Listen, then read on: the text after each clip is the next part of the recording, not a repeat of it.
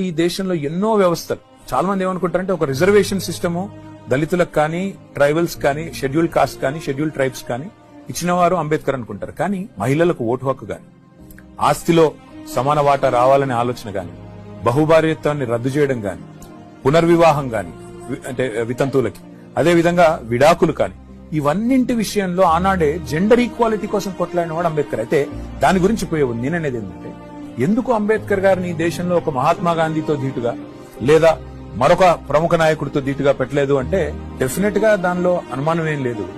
ఆనాటి నుంచి ఈనాటి వరకు ఇంత గొప్పవాడైనప్పటికీ ఈయనను, ఆయన చరిత్రను గాని ఆయన గొప్పదాన్ని గాని చెప్పేవాళ్ళు లేకపోవడమే కాకుండా తెలిసి కూడా కావాలని చిన్నగా చేసి చూపెట్టే ప్రయత్నం ఇండియాలో జరిగింది.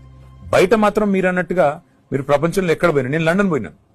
లండన్ లో అంబేద్కర్ గారు ఎక్కడైతే ఉండి చదువుకున్నారో, ఏ ఇంట్లో ఉండి చదువుకున్నారో, ఇవాళ దాని మ్యూజియం గా మన ప్రభుత్వం, భారత ప్రభుత్వం మారిస్తే స్టాచ్యూని కూడా తీసుకుపోయి దాన్ని మన తెలంగాణలో మనం పెట్టిన 125 ఫీట్ల విగ్రహం ఏదైతే ఉందో దాని యొక్క రెప్లికాని తీసుకొని పోయి అక్కడ పెట్టొచ్చినాను.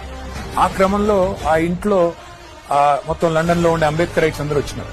వచ్చి వాళ్ళందరూ వివరించి చెప్తున్నారు, ఇక్కడ ఉండేది ఇదే ఇంట్లో ఉండేది, ఆయన ఇక్కడ చదువుకున్నారు, ఇక్కడే ఉన్నారు అని చెప్తా ఉంటే నాకు అనిపించింది, ఇక్కడ వాళ్ళు గుర్తించిన గొప్పతనం మన వాళ్ళు మన దేశంలో మాత్రం ఇంకా కూడా వెలివేసినట్టు అంబేద్కర్ విగ్రహం పెట్టాలా అంటే మాత్రం ఇంకా కూడా ఎక్కడ